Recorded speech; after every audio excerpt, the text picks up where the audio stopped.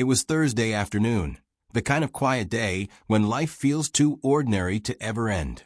I was making coffee, half listening to the news, when her phone lit up on the counter beside me. One message, casual, intimate, deadly. Can't wait to taste you again tomorrow night. Bring that green dress. A. Brooks, the town's police chief.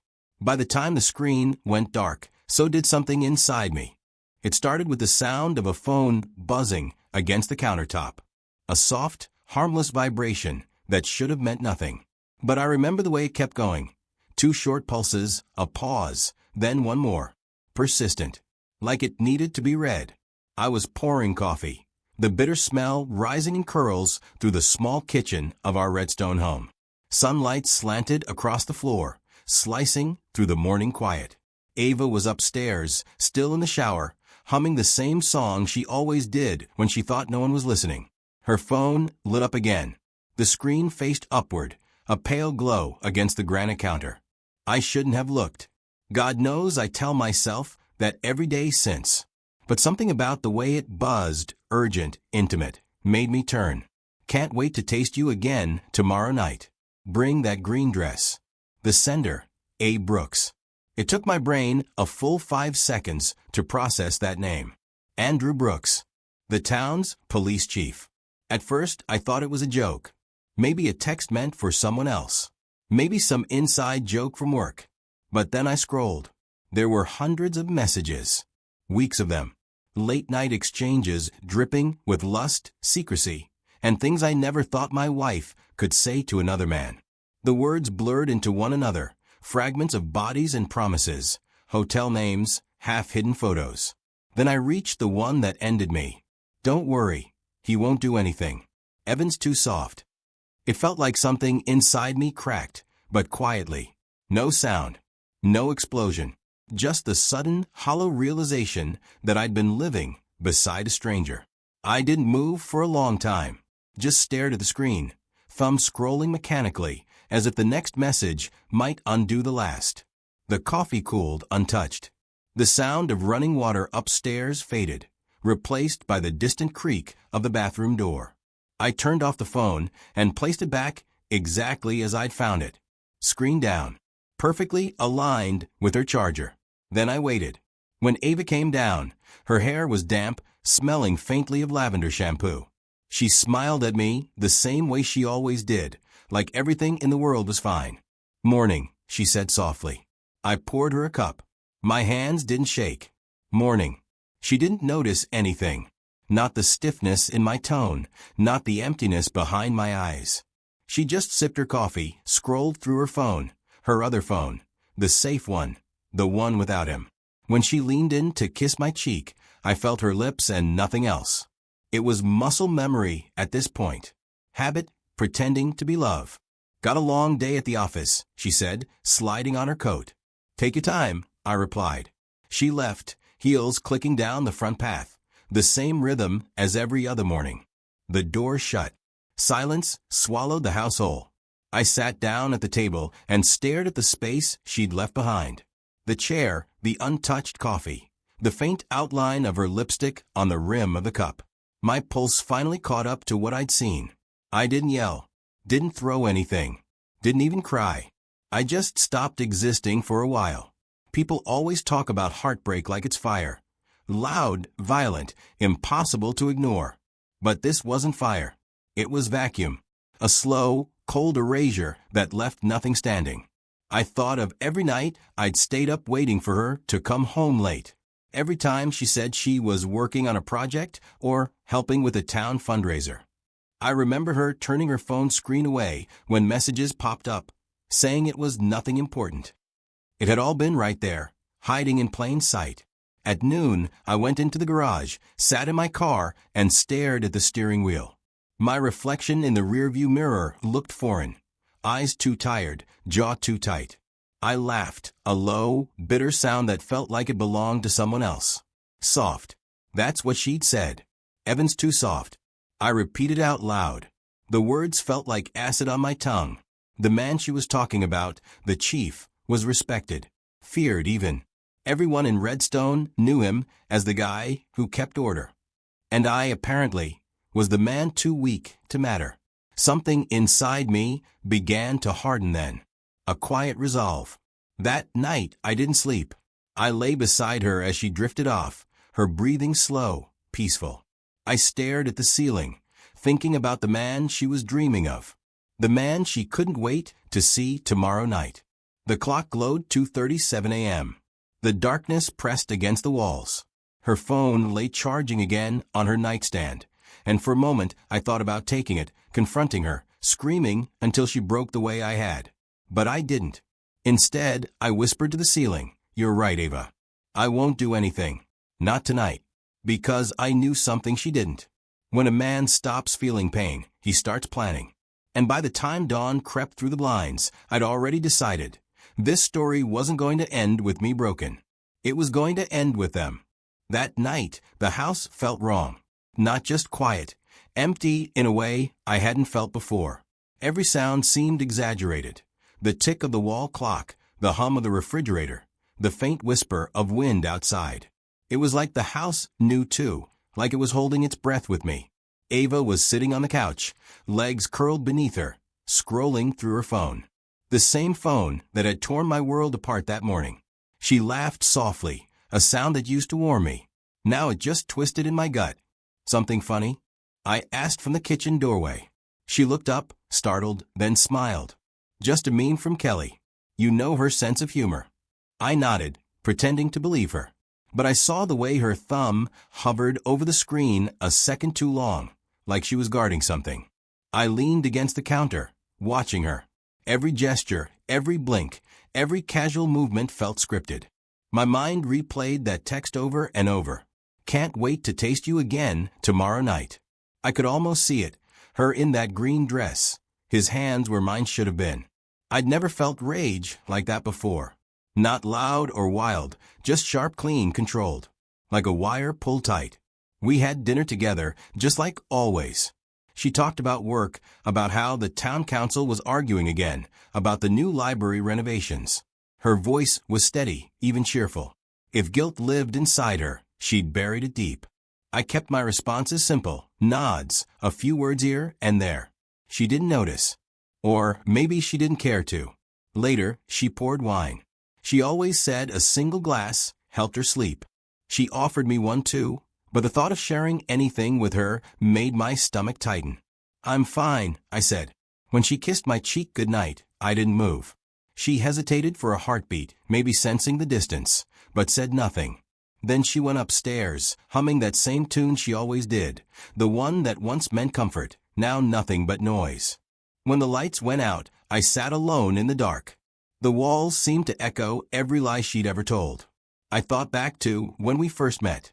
Ava had been studying late in the campus library, a pile of books around her, hair tied up in a messy knot. I was the one who offered to walk her home in the rain that night. She'd laughed when I tried to cover her with my jacket. That laugh, the one that hooked me, made me think she was the kind of woman who could make even the worst days bearable. We'd built everything together. This house, this life. I'd worked 2 jobs while she went through grad school. I believed in her dreams, in us. When she cried over her failures, I held her. When she succeeded, I was the first one to celebrate. And now, she was laughing at her phone, while her lover, our police chief, sent her messages about the dress I once said made her look like temptation itself. By dawn, I couldn't stand being in the same walls as her anymore. I slipped out quietly, the air outside sharp and cold. Redstone was still asleep, just a handful of lights in the distance, mist rolling over the hills. I drove without direction, the road stretching endlessly in front of me. The coffee shop, the old church, the police station, all landmarks of a town that suddenly felt foreign. At a gas station on the outskirts, I pulled over. The air smelled of diesel and pine. I sat there, staring at my reflection in the windshield. The man looking back was someone I didn't recognize. Soft. That word again. Evan's too soft. It played on a loop in my head until I laughed. A dry, humorless sound. Maybe she was right. Maybe I was soft. I'd spent my life avoiding conflict, believing that being kind was strength. But kindness had gotten me here, watching my wife smile at another man's messages, pretending I didn't see. No more. By the time the sun rose, a plan had begun to form. I wouldn't confront her. Not yet. She was too good at lying, too polished. She'd twist it, make me doubt what I'd seen, and I'd end up the fool apologizing for checking her phone. No, if I wanted to end this right, I needed to know everything. How long it had been going on, where they met, how deep the rot went. So I decided to wait, to watch, to listen. She thought I was soft. She'd learn what patience really looked like. I drove until the roads turned to dirt and the cell signal died. Somewhere out there beyond the edge of town, I found a clearing where the pines leaned together like conspirators. I sat there for hours, the air biting cold, letting my thoughts strip bare. I wasn't just betrayed. I was erased, replaced in the life I'd built. And I wanted every piece of that back, or ruined. When I finally returned home, Ava was in the kitchen, hair up, humming, wearing that faint smile that used to undo me. "There you are," she said, glancing over. "You disappeared early." "Needed a drive," I said. She smiled, turning back to her eggs. "You and your drives. One day you'll just keep going." I looked at her then, at the curve of her neck, the way her robe slipped slightly off her shoulder. There was still desire, maybe not for who she was, but for what she represented. The memory of us, the ghost of touch. My body betrayed me before my mind could stop it. She turned, caught me looking, and her lips parted slightly, maybe in guilt, maybe in something else. The tension hung between us, electric and poisonous. "Evan," she murmured, like the word itself was fragile. But I said nothing. That night, I lay beside her again, my back to hers, staring into the darkness. The smell of her shampoo filled the room, familiar and foreign all at once. Tomorrow she'd go to him, the chief, the man who thought I was harmless. And I'd be ready. The woods had always been a place I went to disappear. When I was a kid, my father used to take me hunting out past the old mill road, before the town swallowed the fields and paved over everything wild. I hadn't been out there in years. But that morning, I found myself driving into the trees again, chasing something I couldn't quite name. 30 miles outside Redstone, the world stopped pretending to be civilized. The air thickened with pine and damp earth. The road narrowed, cracked, then vanished into dirt. My tires kicked up dust as I turned off the main path, following the faded memory of a trail that used to lead to one person, Cole Maddox. We hadn't spoken in nearly a decade. He was the kind of friend who carried your secrets without asking, who'd fight for you without needing to understand why. But life had scattered us. I built a life with Ava. He went to war and came back hollowed out. The town whispered about him. The soldier who drank too much, fought ghosts no one else could see, and lived in a rusted trailer like a man waiting for something to end. When I found his place, it looked almost exactly how I'd imagined it. A dented airstream tucked between pines, smoke curling from a barrel fire out front. There were beer bottles lined along the railing, a shotgun leaning against the steps. Cole sat in a folding chair, boots up, staring into the flames. His hair was longer now, streaked with gray. His face a map of scars time hadn't softened. He looked up as I pulled in, eyes narrowing like he was trying to remember if I was real. "Well, I'll be damned," he muttered. "Evan Turner, the clean one." I managed a faint smile. Didn't know I had a reputation. He smirked. "You always did. Straight lines, steady hands." "Haven't seen you since," he trailed off, taking a drag from his cigarette. "Since before the sand." I didn't ask which sand. I'd read enough between the lines of his letters back then, the ones that stopped coming after a while. I sat down beside him. For a while, neither of us spoke, just the crackle of fire and the whisper of wind through the trees. Then, quietly, I said, "I need your help." His eyes flicked to me, assessing. "That bad?" "Worse." I told him everything, the text, the affair, the police chief, the words that had gutted me. As I spoke, something in his expression shifted. Not sympathy, exactly, more like recognition. When I finished, he leaned back in his chair, letting the silence breathe for a moment before saying, "You want him dead or destroyed?" The question came out so calmly that it startled me. I stared at him. Destroyed, I said after a beat. Dead's too easy. A slow grin tugged at the corner of his mouth. That's the Evan I didn't think existed. He reached under his chair, pulled out a bottle, and took a long drink before passing it to me. I hesitated, then drank too. The burn felt good, grounding. Brooks, huh, he said finally. Yeah, I've heard things. Money moving where it shouldn't. Property deals. Some bad shit hidden under that badge. You'd be surprised how dirty a small-town cop can be when nobody's watching. I stared into the fire. I'm done being nobody. He chuckled low. Then we'll do it right. No shouting matches, no fists. We'll burn him slow from the inside out.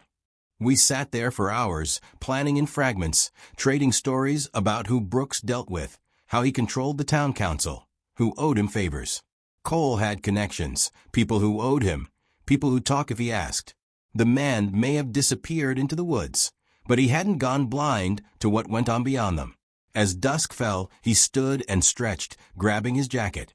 You got somewhere to stay tonight? Home, I said, and the word tasted bitter. He nodded. Don't go back angry. Go back quiet. That's how you win. Before I left, he reached into the trailer and handed me something small, a voice recorder. Start keeping proof. Conversations, noises, anything. The kind of men like Brooks, they don't fall to bullets. They fall to evidence. Driving back, the forest thinned until the familiar outline of Redstone reappeared in the distance. The same church steeple, the same water tower, the same illusion of peace. I should have felt grounded returning home. Instead, it felt like walking into enemy territory. When I opened the front door, the smell of candles and vanilla filled the air. Ava was in the living room, curled up with a blanket, pretending to read. She looked up, startled but smiling. You were gone all day, she said softly. Needed to clear my head. She tilted her head. Everything okay? Yeah. I crossed the room and kissed her forehead. It was mechanical, not affection, but camouflage. She leaned into it anyway. I could feel her warmth, her heartbeat, her trust that I didn't deserve to see through her lies. As she drifted to sleep later, I stood by the window, the recorder Cole gave me in my hand. Outside, the night stretched endless, the faint hum of distant sirens echoing across town. Somewhere out there, Brooks was probably asleep too, dreaming of a woman who didn't belong to him. And me? I was done dreaming. Now I was watching. Wednesdays were predictable in Redstone. The lake shimmered in the evening. Delaney's bistro filled with the same faces, couples nursing wine, lonely men tapping at their phones, servers who knew everyone's order by heart. It was the kind of place that sold comfort with the aroma of garlic and thyme. Perfect for secrets. I knew their routine. Ava liked the corner table that faced the window, a little island of privacy. Brooks favored the same seat every week, always with his back to the room, like a man who wanted to survey his territory. I watched them from across the room through a cracked pair of sunglasses, the brim of my cap pulled low. Cole sat in a booth farther back, shoulders hunched, eyes sharp as a hawk. We were ghosts in corded shirts. Ava walked in first, wearing the green dress. The color was wrong for her, too loud, too deliberate, and it fit like a promise. She moved with a confidence I'd once found intoxicating. Now it was a practice thing, calibrated for effect. Her hair was pinned up, the nape of her neck exposed, and I felt a tense, hot spike of something that might have been jealousy or the last embers of desire. It surprised me that my body still responded, before my mind could catch up and hate her properly. Brooks followed, broad-shouldered, the kind of man people mistook for security, because he wore his uniform like armor. He smiled when he saw her, the smile of a man who believed himself untouchable. He kissed her, not in public, not openly, but the movement was intimate enough to make a display of ownership. The table settled into the soft glow of candlelight, their conversation low, private. I walked over as if by accident, weaving through the crowd with that calm stride I'd practiced in front of the mirror. Cole glanced at me, then at the table, then slid his hand into his jacket as if comforting a gun that wasn't there. My pulse was steady. My breath was steady. That was deliberate too. Evening, I said, voice even. The word landed like a stone. Ava's head snapped up. Her face froze in that ridiculous, practiced expression. Pleasant surprise. Brooks blinked, the air in his chest tightening like someone reaching for a gun behind them. They both accepted my presence the way you accept a storm when you know it's coming. Necessary, terrible, unavoidable.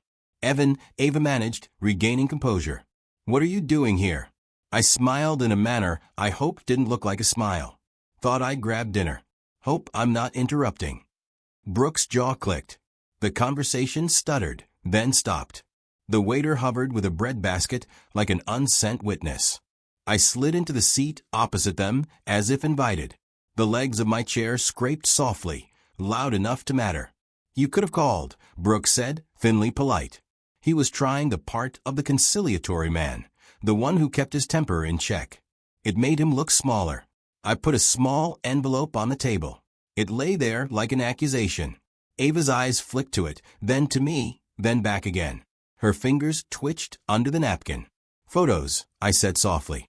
Transaction records. Hotel logs. Names. My voice was quiet enough that only the three of us heard, but loud enough to cut through the candlelight. Things you might want to look at before dessert. Brooks' fingers tightened around his fork. He leaned forward, attempting to reclaim the center of the table. Is this some kind of joke? His voice had that practiced authority, but it trembled. I let him open it. He slid the flap and pulled out glossy photos first, shots of him entering a motel off the county road, a receipt with his name and initials, a bank transfer timestamped odd hours. The color bled in the pictures. The evidence glared with the naked brazenness of it. Ava's face went paler, the green in her dress suddenly too bright for the low light. You should eat fast, I said. This is your last quiet dinner. No one spoke for a long, slow beat. The clatter of dishes and background laughter in the restaurant felt obscene then, like someone playing cheerful music, while violence unfolded backstage. Brooks' face was a mask of practiced anger. He closed his mouth, so tightly I thought he might crack a tooth. You can't, he began. I cut him off with a measured shrug. Maybe I can. Maybe I've been waiting a very long time to have all the pieces. Maybe I don't want to make a scene. Maybe I want you to have a nice moment with the woman you've been betraying, without the benefit of your badge. I let the last word hang in the air. Ava's eyes locked on mine, and for a moment I saw her, not the woman I loved, not the woman who'd built a life with me, but someone sharp and small and utterly selfish. There was a flicker of something else there too, remorse, or merely the fear of consequences. I couldn't tell which. Brooks set the photos back in the envelope with hands that didn't quite hide the tremor. He made a move to stand, maybe to grab the envelope, maybe to reach for something else, but I rose before he could. I'll give you one piece of advice, I said, voice low. If you want to salvage anything, you'd better come clean. Right now. Or you'll watch everything you've built burn. Publicly. Methodically. I'm not going to be the one to light the match. I've got friends who like to see a structure collapse under its own weight. He laughed, a brittle sound. You think you can take this town down? I felt no triumph. Just a cold, clean certainty. I don't think. I know. There were 100 things I could have said, how long, where, how many times, but the room didn't need the details. The photos did the work. Panic had replaced Brooks' earlier arrogance. Ava's composure slipped like the hem of a carefully ironed dress. I left before the waiter could ask if we'd like dessert. I didn't wait for the fallout. I walked out into the night with coal at my shoulder, its soft glow shrinking behind us. People glanced up from their meals as if noting a minor disturbance, then returned to their oysters and conversation. Life went on, ignorant and indifferent. Outside, the air tasted like rain. Cole touched my arm. You did the right thing, he said. I didn't feel right, but I felt something I'd missed for a long time, a direction, an initiating motion, the first act in a play that would take everyone else by surprise. As we walked away from the bistro, I let the streetlights wash over me. Ava's green dress was still in my head, and Brooks' face, and the weight of the envelope left behind like a stone in their hands. I had no illusions about what would happen next. It would get louder. It would get meaner. It might get dangerous. But for the first time since that text appeared on our counter, I didn't feel like a man waiting to be broken. I felt like a man about to break something. For the first few nights after the dinner, I slept in fits, 1 hour, 2 hours, wide awake until dawn. My dreams were full of paper trails and faces, faceless town meetings, where whispers turned into indictments. Morning came like a promise, and with it the terrible work of making a promise real. Cole and I turned my garage into a command center. We pulled the car out, set up a pair of folding tables, and spread everything across them. The photos I'd slipped into that envelope, copies of bank transfers, receipts, a ragged calendar with dates circled in my handwriting. Cole propped the voice recorder on a stack of old tax forms like it was an altar. He had an old laptop with a cracked screen and a wiry grin that belonged to a man who'd never stopped looking for the angle most people missed. "You don't want to ruin a man," he said, lighting a cigarette and blowing smoke into the fluorescent light. "You want proof that people can't walk clean when they're covered in filth. Otherwise, it's just your word versus his badge." He was right. I didn't want rumors. I wanted names, paper I could shove into a prosecutor's jaw and refuse to let go. I wanted a ledger heavy enough to sink his career. We started with what I had. Photo timestamps, hotel receipts, a string of messages that mapped out weeks of clandestine afternoons. Cole taught me how to look for patterns. He showed me how an odd time deposit paired with a motel receipt could mean more than either item alone. He showed me how easy it was to find names in the margins of a ledger if you knew what to look for. Then we broadened the hunt. Cole had contacts. A kid who used to work the county courthouse and still had a soft spot for people who'd been in his corner, an ex-accountant who'd been pushed out when Brooks started handing out favors, even a bartender who kept tabs on who bought the expensive whiskey and who paid in cash. They didn't ask for much, sometimes just the promise of being believed when they came forward. We set up traps, subtle things at first. Anonymous emails tipped to a freelance reporter in the city, someone with a nose for crooked power and a willingness to run with a story. Our messages were careful.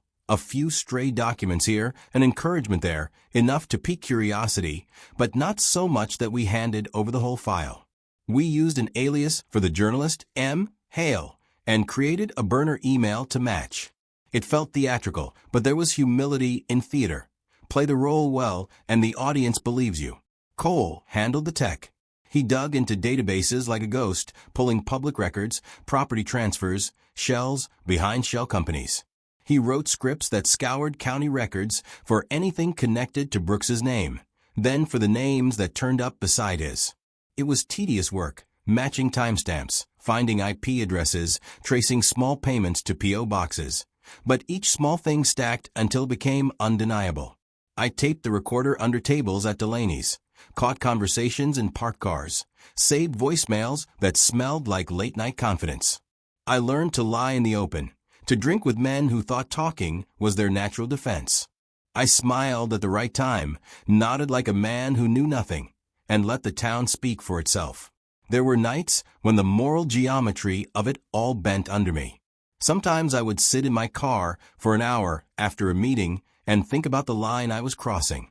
Exposing corruption meant dragging people into light, sometimes people whose private failings were accidents rather than crimes. But Brooks wasn't an accident. He had built his life on other people's silence. He'd bought loyalty with favors, used uniforms as a shortcut to impunity. The ledger we were building wasn't vengeance alone. It was a ledger of truth. We copied everything, multiple redundant drives, encrypted with passwords that only Cole and I knew. We had backups in places that felt ridiculous until they saved us. A safety deposit box 15 miles away in a bank that didn't know our names, a U.S. mail drop under an assumed identity, a flash drive sewn into the lining of an old golf bag that still smelled faintly of cut grass. I labeled things in code, a grocery list that meant ledger, a receipt that meant meeting times, because I had this sudden, stupid terror that the world could reduce itself to a single breath and snuff me out. Paranoia became a tool. I started to expect a mirror of our moves from Brooks. If we uploaded anything to a cloud, Cole insisted on routing it through 3 different proxies. If we called someone, we used disposable phones. If I brought a recorder into a town meeting, I did it in a jacket pocket nobody noticed. The more we found, the more the town shifted. Small things changed first. A clerk who used to make appointments for Brooks stopped taking his calls. A contractor who'd always had a reason to say yes began to stall. Rumors thread through a town like a parasite. Once they latch, they spread. And yet we needed a public mouth, someone to carry the weight of what we'd found to people who could act on it. Hale replied at last, cautious and hungry. "You've got me interested," the email said. "Send me anything, anon. I'll sniff around." We gave Hale small hints, an invoice here, a check stub there. He did the rest with a reporter's patience, asking the exact questions that made men uncomfortable. Who benefits? Who loses? Who repeats the pattern? There were victories. A recorded conversation where a lieutenant hesitated and named a drop point. A bank transfer with an account name that tied back to one of Brooks's favorite contractors. Evidence small and plain enough to stand up under scrutiny. We were careful with our wins. We didn't celebrate loudly. Instead, we tucked things away, added redundancy, and waited for the drumroll of confirmation that always follows good research. At night, when the lights were off and the house smelled like human lives, cooking, laundry, the ghost of perfume, I would lay awake and imagine the moment I'd hand everything over. The image wasn't a retribution so much as balance. A set of scales, finally tipped. Cole would rouse me from those thoughts with a cigarette and a quiet, somehow kindly observation. "You're getting quiet," he'd say. "That's good. Quiet men are dangerous. Loud men are reckless." He'd grin, and I'd feel the strange comfort of being a reckoned thing in someone else's eyes. The work changed me. I stopped thinking in absolutes. I learned the geometry of evidence and the smell of guilt. The house felt different too. No longer the innocent setting of a life, but the nerve center of a plan. I learned, too, that you can be building a case for justice and still be sharpening the blade of revenge. The two lived in me together, and I stopped trying to separate them. One afternoon, when the sky was low and the town smelled like coming rain, Cole handed me a small, labeled envelope. "We should give Brooks a nudge," he said. "A scare. Let him know someone's watching." He had a way of saying things that made them sound inevitable, like weather. I thought of Ava in her green dress, of her laugh, of the phrase that had become my compass, "Evan's too soft." I thought of what I'd been, and of what I'd decided to become. I took the envelope. My hands didn't shake. Inside were copies of new transactions, and a note in Cole's scrawl. "Start the dominoes. Not too loud. Not yet." I slid the envelope into my jacket and left the garage to breathe the damp air. Rain began to fall, soft at first, then harder, washing the smell of pine clean. The town didn't know it yet, but something had already started to crack. There are people in every town who think the law is a tool they can bend. Dean Riker was one of those people, smug, oily, the kind of cop whose loyalty was priced rather than earned. He'd been a pawn in Brooks's little game for years, the muscle who made inconvenient things disappear, and the mouthpiece who told jittery witnesses the story they were supposed to tell. We didn't want him dead. We wanted him useful. Cole found Dean at a bar a county over, the kind of place where men went to forget their faces. He was sloppy with his whiskey, loose with his smiles. When I slid into the booth opposite him, Dean blinked like he was trying to place the shape of me in his memory. I felt nothing resembling guilt as I studied the list of names he'd been paid to protect. This was arithmetic now, input, output, consequence. "Dean," I said, voice low. He squinted. Recognition came like someone turning on a lamp. Thought we were past small talk. He laughed, nervous. "Evan, didn't think I'd see you here." "Me neither." Cole moved at my shoulder like a shadow. He had that look, unpredictable, almost amused. Dean's eyes flicked to him. They widened. Cole was the kind of man whose silence was more intimidating than any shout. We didn't say much in the bar. It's hard to scheme with a quarter-full jukebox and the smell of stale beer in your nose. Instead, we lured him. It was stupidly simple. A text saying a woman needed help with a domestic dispute out by the old gas station, a place with a single light and a blind turn. A setup so small a cop would do what he was supposed to: respond. He arrived alone, his patrol car's headlights cutting through the fog like a blade. Cole was waiting, calm, cigarette glowing. The world held its breath. We put Dean in the back of my truck instead of a cell. No handcuffs, no theatrics. He looked at us like we were an itch he couldn't reach. He smelled of whiskey and cheap cologne. "I can do this easy," he said, voice trying for bravado. But his fingers were cold. "You sure you want to go that far?" He grinned too wide. It was the face of a man used to getting paid not to think. Cole reached into his jacket like a man reaching for a story and pulled out something that resembled a syringe. It wasn't real serum. If anything we used was real, we'd have already been arrested for malpractice, but the effect was the same. The threat of a needle in a vein will make men confess things even better than truth serum. Fear is a meticulous editor. It snips words until the story is neat and useful. "You don't need to do that," I said, though my throat went dry. I didn't like the way my voice sounded. It was thin, precise, the voice you use when you want people to listen. "Just tell us what we want to know." Dean scoffed. "Like what?" His sentence broke. The light in his eyes flickered. He was guessing, trying to find his lines. He'd never expected a backyard ambush with the quiet patience of someone who's been studying you for months. Cole smiled like a man enjoying a slow meal and clicked the recorder on. Its red light glowed like a small sun. That little dot was the most honest thing in the clearing. The first name he dropped was the easiest, an address for a contractor who'd received payments with no work done. Then another, drop points where cash changed hands in the middle of night. Dean's voice went softer as the list grew, as if the act of naming was stripping him of armor. Cole prodded with the right questions, dates, times, who handed over envelopes, where the money was counted. The recorder ate the confessions like a vacuum. At one point he all but spat the words, "Brooks runs it. He's got people in the council, in the courthouse. Hell, even the rescues take his orders sometimes." His bravado collapsed into a litany. For every name he said, I felt the map of Brooks's network take shape. It was ugly and familiar, like watching the skeleton of a house you thought solid reveal itself. We held him until dawn. Mostly we listened. The cold made him talk. The fear made him precise. Once in a while he tried to bargain. "Don't do this to my family," he whispered. But the bargains were empty. He'd lived on the safety of Brooks's umbrella. Now that umbrella had holes. He tried to make me remember old favors. But memory is a funny thing when you're the one asking questions. The ledger cares not for past kindnesses. Before we let him go, I leaned close enough for him to see the truth in my face. "You say that stuff to the feds," I said, "and I make sure everyone hears it. I put it where your kids' friends can find it. You come back to town and try to stop us. If you pull that old cop shit, we'll make sure your name goes on the record." He didn't flinch. He just looked at me like someone tasting dirt. I felt the edges of whatever I'd been, marriage patience, the man who forgave, grind out a notch. It was a quiet thing, almost ceremonial.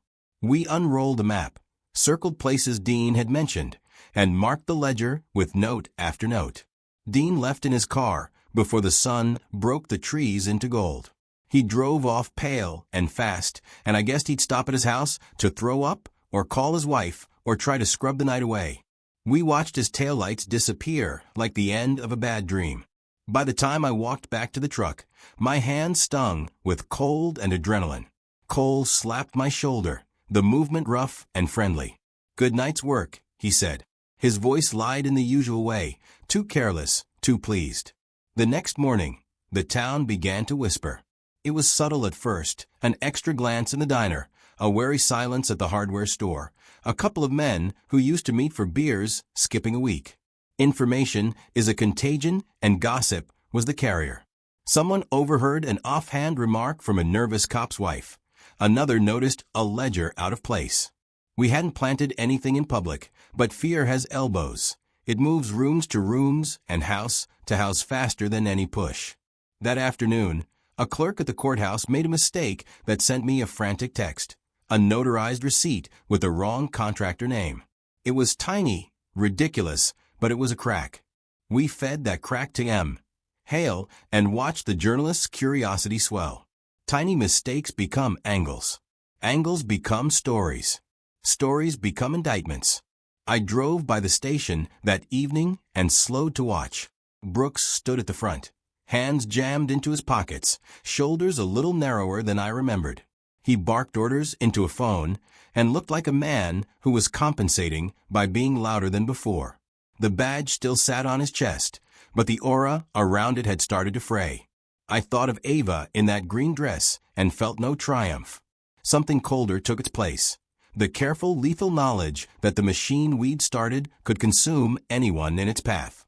The enforcer we'd loosened had bared the town's teeth. Now the town would either bite back or break. Either way, nobody would sleep peacefully for a long time. It started slow, like the uneasy settling of a house after the foundation's been disturbed. Small noises at first, then the floor giving way. The local paper ran a timid headline: "Corruption Probe Targets Redstone Police." My name wasn't in print, of course. Hale was careful. He let facts breathe and then hit them with a hammer. Still, the picture that accompanied the story was Brooks' face in a press room glare, his smile gone thin. That photograph felt like a match struck in a dry room. The reaction was predictable and monstrous in equal measure. People who had once greeted Brooks with a nod started avoiding eye contact.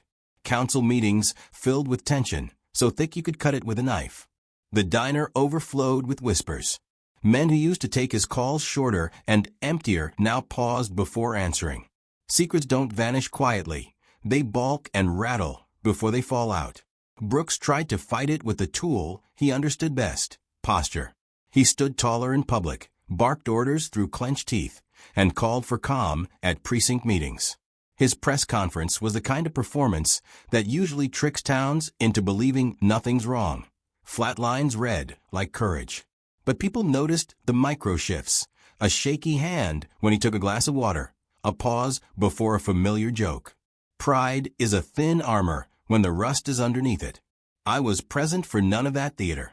I kept my face in shadow, in the seams, letting the storm do its work. Coal, and I kept digging.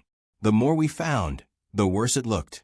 Each document was a tooth in a jaw that bit down on the town's throat, and with every extracted tooth, people breathed a fraction easier. Then the threat started. Small at first. A plywood board leaned against the fence, a note shoved under my door. Anonymous warnings with sloppy handwriting. I filed them mentally, a cheap annoyance. When it escalated, when someone broke a window at my neighbor's house and spray-painted a simple skull, it threaded fear into the town like a needle. The morning the intruders came for us at home, the light was wrong. It wasn't that someone crossed my threshold. It was how they moved through the rooms like they belonged. I'd been careful. I thought we were careful enough. They came after midnight, and their method was not subtle. The living room was ransacked, cushions slashed open, drawers emptied and tossed like confetti, papers shredded, photographs torn, half the contents of our life strewn across the floor as if some dumb animal had lost interest halfway through. My laptop lay where they'd left it, screen smashed, its guts exposed. A Polaroid rested on the carpet near the fireplace, face up like an accusation. It was Dean's handwriting on the back. "We're coming." The picture was of Cole's trailer, a blurred smear of silver under pines, the barrel fire dark. The way the camera caught the angle made it intimate. Someone had stood close enough to watch smoke curl. The words on the back were not a threat framed for me, so much as a promise left between men. I didn't feel panic. Panic is loud. This was a quiet thing that moved through my chest like frost. I called Cole. He answered on the first ring, his voice surprisingly calm, then hollow. "They were here," I said. He cursed, not loud, just a low, dangerous sound. And I knew he was already mapping moves in his head, what to burn, where to hide evidence, who to trust. We burned the laptop in the backyard barrel before the sun crawled above the treeline, out of spite and practicality. The ether smelled of melted plastic, and coffee left to burn long. We salvaged what we could from hard drives, the files duplicated and shoved into places even I didn't want to think about. The Polaroid we kept, though. You keep threats like talismans. They remind you not to be sentimental. Word of the break-in spread like a bruise. People came by with casseroles and condolences and awkward silence. Ava left a message I didn't listen to for 2 days. Her voice was small and scared when I finally played it back. She asked if I was safe and said she was sorry. And then there was an odd, brief pause as if she'd considered saying more and stopped herself. She didn't come by. She kept her distance like a smart animal that knows when the hunt is near its end. Brooks made a show of sympathy in public, an orchestrated apology to the town, a statement of solidarity with the victims of this mess. The theater reeked of rot. I watched him on the local news and felt something like pity for the man trying to stitch his reputation with borrowed stitches. That afternoon, I found myself in the diner, watching people peel at their eggs the way they peel away at truth, hesitant, slow. The waitress, Jenna, slid a coffee my way without asking. Her knuckles were white around the mug. The old men at the counter whispered while pretending to read the paper. The town's heartbeat was a nervous staccato. Then Brooks walked in. He moved in like he owned the floor, the room's temperature dropping a degree because of the way people shifted away from him. He looked more tireless than I'd seen him in person, as if he were leaning on an inner reserve of performance that had no bottom. He sat at the far booth where the missing light pooled, and for a long moment I watched him. There's a peculiar shame in watching someone you've made a target of try to reclaim dominion in a room where the throne is gone. I approached him because approaching is sometimes the only way to test a man's mettle. He put his cup down and glanced up at me like a man seeing a scab he thought healed. "You think this ends with me?" he asked, voice low enough that the room's clatter didn't swallow it. His face was tight with a fury that had been practiced into a mask. "You've just opened a grave you'll fall into." There was the old Brooks swagger trying to muscle up through the cracks. I smiled, slow and sure. "Then I'll make sure you're buried first." He leaned forward like a predator considering a trap. "You're naive," he said. "You don't know what you're dealing with. There are things under this town you haven't seen. People who won't stop at shoves and threats." "That's fine," I said.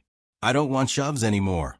He looked at me with something like hunger, or maybe it was calculation. "You'll regret." A loud crash interrupted him. Someone had thrown a chair against a window by the door. The diner went quiet like someone cupping both hands over a flame.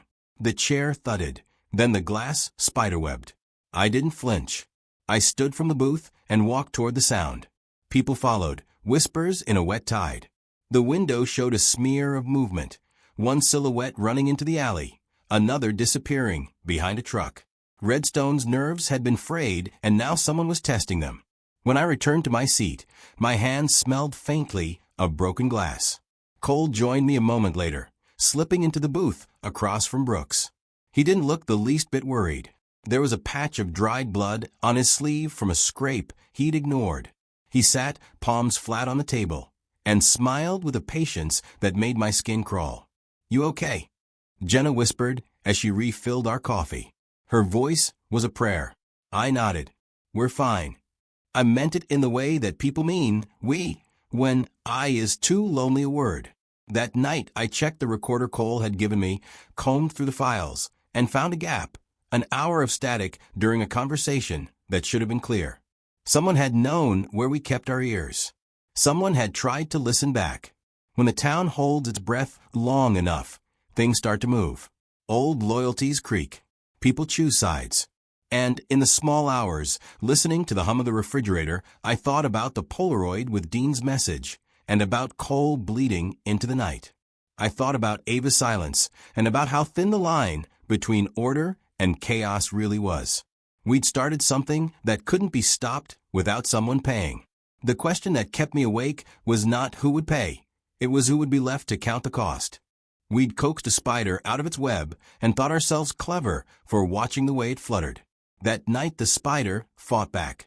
Cole had found the storage unit by accident, an offhand remark from a tow truck driver with a gambling habit and a loose tongue. Brooks kept his insurance there, a metal box with a combination, old enough to look like junk, important enough that his nerves would steer him to retrieve it in person. It was a kind of stupidity that had always made men like Brooks vulnerable, big moves hidden in small places. We staged it like an ordinary business.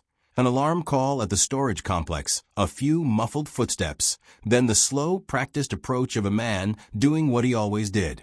We planted a camera in the light fixture of a neighboring unit. A tiny device Cole had soldered himself.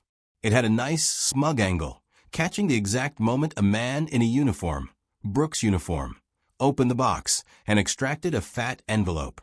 The feed came to us like contraband, pictures of his hands, and the way he folded the paper like a ritual. The small victory tasted like cheap champagne. We watched the footage in my garage, backs hunched over a laptop, fingers stained with stale coffee. The clip was short. Brooks, late at night, the unmistakable bulk of his shoulders, the flash of the badge clipped to his belt. He tucked the envelope into his coat and walked away, oblivious to the tiny I hidden in the light fixture. It was everything we needed. And then he saw the camera. We didn't know how. Maybe a routine patrol, maybe a dry cleaning run, maybe someone who noticed a new screw in the fixture. Whatever the reason, he found the device and traced the signal. For men like Brooks, paranoia is a scent you pick up and follow until you find the source. He did, and he was not subtle in his response. That night the motel room, where Ava met him, one we'd been staking out for weeks, exploded into violence. I had thought I'd grown numb to being near the edge of things, that my skin had thickened like callus. I was wrong. We watched from a distance, a cheap sedan idling across the street, rain like a curtain, the neon buzzing from the motel sign, reflecting on puddles. Cole and I had split positions, the kind of chess you play when a man's freedom and a town's dignity hang in the balance. I'd left a recorder inside a folded newspaper on the breakfast stand. It was crude but effective. We weren't expecting gunfire. The first shot snapped the night like a broken string. Windows shattered. Glass tinkled rainwise onto the asphalt. Ava screamed, an animal pure and bright, and the sound lodged in my ribs. I sprinted without thinking, boots pounding wet pavement. Cole followed, cursing under his breath loud and ragged. When we burst into the room, chaos had already bloomed. Brooks stood by the bed, pistol still smoking, his face a thundercloud of rage and fear. Ava crouched on the floor, her green dress torn, eyes wide with shock and something that looked like regret. There were two other men, thin, sharp-eyed, already retreating toward the door. One of them stumbled, his hand leaving a smear of blood on the wallpaper. The room smelled like burnt fabric, and it hit me with the absurdity of being there at all. Like walking into someone's nightmare and wondering if you'd brought popcorn. Cole went for the closest man, fists, and a speed born of old violence. The man turned and there was a flash, metal, a hand, a stinging pain that crazed through Cole's shoulder. He went down hard, a sound like someone dropping a sack of books. He swore, then switched to a roar, and the air filled with the sound of men who had taken too much and were not willing to give any back. Brooks saw me before I saw him, noticed the recorder still on the counter, the little red light like a heartbeat. His face went white as he lunged, but I moved faster. The pistol in his hand pointed at Cole, then at Ava. The room held its breath, and then let it out in the wrong way. "You should have walked away," Brooks snarled, voice tight enough to snap. "You don't know what you started." I did the one thing I'd been planning for, like a man who practices a speech in a mirror. I reached not for a gun, but for the envelope in his coat. His grip tightened. Metal flashed. There was a struggle that made everything slow, our limbs like old ropes. I felt fabric tear.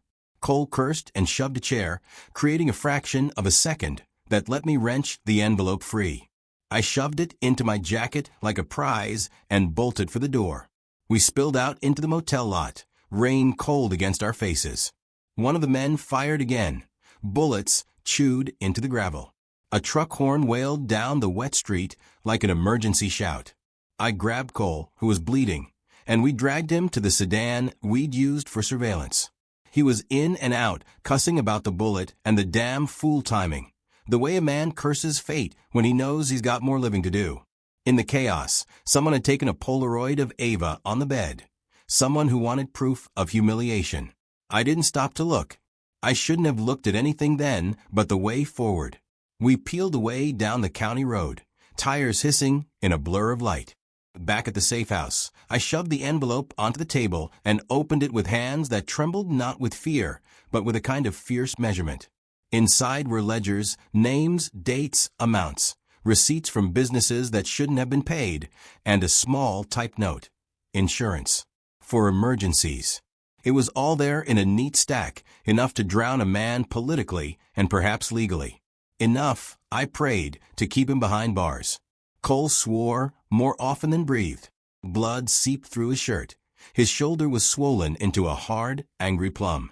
He insisted on smiling, half sane and stubborn. "Well, that was loud," he muttered.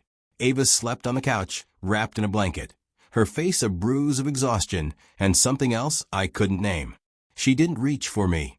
Maybe she didn't deserve it. Maybe I didn't want her to. The taste of victory in my mouth was like iron and ash sweet, but with a cost. We had what we needed.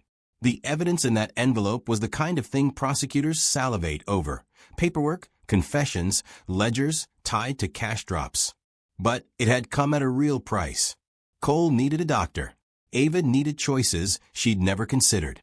And the men who'd fired on the motel would not simply evaporate. Brooks had burned a bridge he could not cross back. Outside, the rain softened to a stubborn mist, and the town hummed like a wound that refuses to close. I sat at the kitchen table, the envelope open like an organ on a slab, and thought about the moment when justice and revenge overlap. They share a shorthand. Both are relentless. Both hollow and fill you at the same time. Cole's shoulder throbbed under the bandage we slapped on. He kept saying he'd be fine. I believed him in the bland, slow way you believe someone who refuses to die. We copied the ledgers, multiple drives, multiple off-site backups. Redundancy was the only insurance left that made sense. And somewhere in the dark beyond the town, Brooks drove off into the wet night with his shirt stained and his confidence shattered. He'd escaped then. He wouldn't escape forever. We now held a key he couldn't buy back with money or rank. When I finally sat on the porch and let the damp settle into my bones, the adrenaline lowering like a tide, I wondered what I had become. The man who'd once poured coffee for his wife now hoarded evidence and led men into traps. The line between who I'd been and what I was doing peeled back, and there was no shame in the work, only the brittle, necessary focus of a man who knows the cost and pays it willingly. Cole laughed then, soft and rueful. "You get what you want," he said. "It doesn't always feel like what you thought it would." I looked at the envelope again and thought of Ava in that torn dress, of the smoke and the gun, of blood cooling on a motel sheet. I thought of the ledger and the courtrooms, of the town murmuring like an animal waking up. We had won a battle. The war, if it could be called that, was only starting to show its teeth. The church stood at the edge of redstone like a scar, whitewashed wood, tired stained glass, the cross at its peak crooked from one too many storms. It had been abandoned for years, left to rot among the oaks, the air inside thick with dust and memories of forgiveness. I never thought I'd see it again, let alone walk into it with the sound of thunder in my blood. Brooks chose it as the final stage, and of course he did. The man loved his theater. The message came through Ava's phone short and cold. "If you ever want this to end, come alone." But Ava wasn't alone when she showed me. She was shaking, tears streaking her face, whispering, "He has me. He said he'll kill you if you come." I didn't tell her. I was already planning to. Cole insisted on coming. His shoulder was still healing, arm bound tight in a sling, but he wouldn't hear otherwise. "You'll need eyes behind you," he said, voice raspy, cigarette trembling between his fingers. "Men like Brooks don't talk, they end things." I didn't argue. I was past the point of pretending to be noble. We reached the church just after midnight. The wind pushed through the trees like it had something to confess. My boots crunched over gravel, each step echoing too loud. The front doors creaked open, and the smell of mildew and candle wax greeted me. There were lights inside, flickering, weak, trembling against the dark. Ava stood near the altar, wrists bound, a bruise on her cheek. Her eyes met mine and widened, full of apology and something that might have been love, or maybe just recognition of what we'd lost. Behind her, Brooks emerged from the shadows, gun in hand, shirt untucked, face smeared with sweat and fury. "You really couldn't stop, could you?" he said, his voice echoing through the hollow nave. "You could have had your life back, could have moved on, but you had to play hero." "I'm not a hero," I said. "I'm just the man you underestimated." He laughed, sharp, ugly. "Underestimated? No, Turner. I knew exactly what kind of man you were. The quiet ones are always the worst when they finally crack." Cole's voice came from the doorway, calm, steady. "Then maybe you should have stayed scared." Brooks spun, the gun rising toward the sound. Cole stepped out of the dark, his own weapon leveled, expression cold as stone. For a second, no one breathed. The candles flickered like they knew blood was about to spill. "Put it down," Cole said. "You're done." Brooks's eyes darted to Ava, then to me. "You think you can bury me? I built this town. Every cop, every politician, they owe me. You've got some files, some recordings? That's noise. It dies." I reached into my coat and tossed him a small flash drive. It slid across the floor and stopped at his feet. He looked down, confused. "What's this?" "That's everything," I said. "The recordings, the ledgers, the transfers, every dirty deal you've ever made. But it's not the only copy." He frowned, lowering the gun just slightly. "You expect me to believe that? Read the label." He glanced at it. The words printed in bold black ink. "Copy. Originals sent to Federal Bureau of Investigation." For the first time since this started, I saw it. The fear. Real, human, unfiltered. The kind of fear that makes a man see his own ending. Brooks snarled, the sound animal, and raised the gun again. His finger tightened on the trigger, his mouth shaping some final curse. But the shot that echoed through the church didn't come from him. Cole's bullet hit center mass, clean, merciless.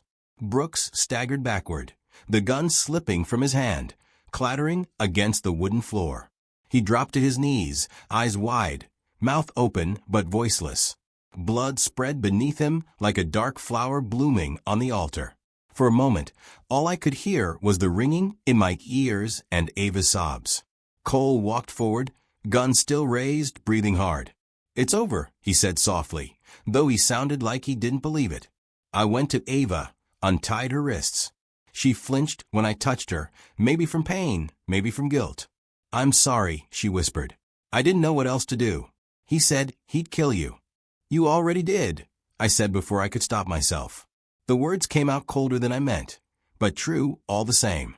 She broke then, crying against my chest, trembling as if the tears might wash any of it clean. They wouldn't. Nothing could. Brooks lay still now, eyes glassy, lips parted. The weight of everything he'd built, every lie, every bribe, every threat, seemed to collapse inward, crushing the man beneath it. Sirens wailed in the distance, faint but growing. Red and blue lights flickered through the stained glass, scattering color across the broken pews. Cole holstered his gun and looked at me. "They'll come for him. And maybe for us too." "I know." He nodded once. "Worth it." I thought of the text that started it all, the one that shattered everything. "Can't wait to taste you again tomorrow night." The image of that message had lived in my head like a scar, a wound I kept open on purpose. I looked at Brooks's body, at Ava's shaking frame, and finally said, "Yeah, worth it." The sirens grew louder, the sound swelling through the open doors like judgment. I turned to Cole. Time to disappear. We left through the back, slipping into the woods as the police cars arrived. The air outside was cool, heavy with the scent of rain and gunpowder. I didn't look back. I didn't need to. The past was burning behind me, and I had no reason to put out the fire. As we disappeared into the dark, Cole's voice broke the silence. "You realize what we just did?" I nodded. We finished what he started. He grinned faintly, pain shadowing his features. "Then let's see if the world lets us keep breathing after it." Behind us, the siren screamed and the church's windows glowed red, a sanctuary turned crime scene, a symbol of every lie finally bleeding out. And for the first time in months, I felt something close to peace. Not joy, not relief, just a quiet, exhausted peace that comes when the last thread snaps and the noise finally stops. Morning came slow, crawling over the hills like a wounded animal. The storm had passed, but the air still carried that raw, metallic scent of rain and smoke. Redstone woke to sirens, headlines, and a story that couldn't be buried anymore. Police chief arrested after shootout in abandoned church. That was the headline plastered across every paper, every phone screen, every local broadcast. They didn't mention me or Cole, not directly. Just an anonymous source, leaked files, an ongoing federal investigation. But the pictures told their own story. Brooks, pale and bleeding, loaded into an ambulance under flashing red and blue lights, the church doors yawning behind him like a mouth that had finally confessed. I sat in a motel room 10 miles outside of town, watching the news loop over and over.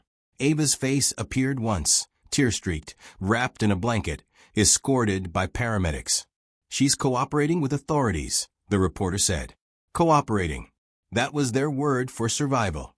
Cole lay on the bed beside me, his shoulder wrapped tight, eyes closed but not sleeping. He hadn't said much since that night. He didn't need to. The kind of silence we shared wasn't empty. It was full of things that didn't need explaining. When the segment ended, I turned the TV off. The room sank into that kind of silence that hums. Outside, traffic whispered down the wet highway. I poured 2 cups of cheap coffee, handed one to Cole. He took it without opening his eyes. So, he said finally, "We won." "Did we?" I asked. The words came out heavier than I intended. He cracked one eye open and smirked. "Brooks is going away. 30 years, maybe more. The files did their job. The system finally choked on its own filth. Sounds like winning to me." I nodded, but it didn't feel like victory. It felt like the end of a fever. Relief dulled by exhaustion. I'd spent months running on revenge and fear, and now that both were gone, I didn't know what was left. By afternoon, the radio confirmed what the news hadn't said yet. Brooks had confessed under federal custody. Conspiracy, bribery, obstruction, extortion, a list long enough to read like a career obituary. He'd named names, too, pulling half the department down with him. Redstone's power structure crumbled overnight. The mayor resigned. 2 councilmen disappeared. The town, for the first time in decades, was clean, or at least empty enough to start over. But not for me. Ava called that night. I let it ring 3 times before answering. Her voice was fragile, small, the voice of a woman standing on the ruins of her own choices. "Evan," she whispered. "They said you were there. At the church." I was. Silence stretched. I didn't know what to do. He said he'd kill me if I didn't help him. I swear I tried to stop it. "I know," I said. And I did. Somewhere under all the lies, I knew she had been scared. Just not enough to save us. "I wanted to see you," she said softly. "Just once. To say I'm sorry." "There's nothing left to say, Ava." Her breathing hitched. "You hate me." I stared at the ceiling, tracing cracks in the plaster. "No. Hate's a kind of connection. I just don't feel anything anymore." A long pause. "He's gone, Evan. You can stop now." I already did. When the call ended, I sat there a while, phone still in my hand, watching the rain smear across the window like tears that belonged to someone else. There was no satisfaction in her pain, just emptiness, a quiet proof that some things, once broken, stay broken. 2 days later, Cole and I packed what little we had, a duffel bag of clothes, 3 hard drives, 2 guns, and the kind of silence that only men who've buried something inside them can share. We left before dawn, the town still half asleep, the gas station lights flickering behind us like fading stars. As we drove through the desert outskirts, Redstone shrank in the rearview mirror, a cluster of lights swallowed by distance. The sky ahead was wide and pale, a thin ribbon of gold at the horizon. For the first time in months, I didn't feel like I was running from something. I was just leaving. Cole rolled down the window, the wind catching his hair. "Where to now?" he asked. "Anywhere but here." He nodded. "That's good. Anywhere has room to breathe." We didn't talk for a while after that. The world stretched wide around us, open road, dry air, the hum of tires eating miles. The kind of silence that doesn't demand an answer. At a diner 2 towns over, we stopped for breakfast. No one recognized us. The waitress smiled when she poured our coffee, called me Han, and it struck me how long it had been since anyone had said something without suspicion behind it. The pancakes tasted like nothing special, and maybe that was what I'd missed most, the ordinary, the unremarkable, the peace that comes from not being watched, not being lied to. As we left, Cole slapped a 20 on the table and looked at me with that half smile again. You ever think about what comes next? Every day, I said. And it keeps changing.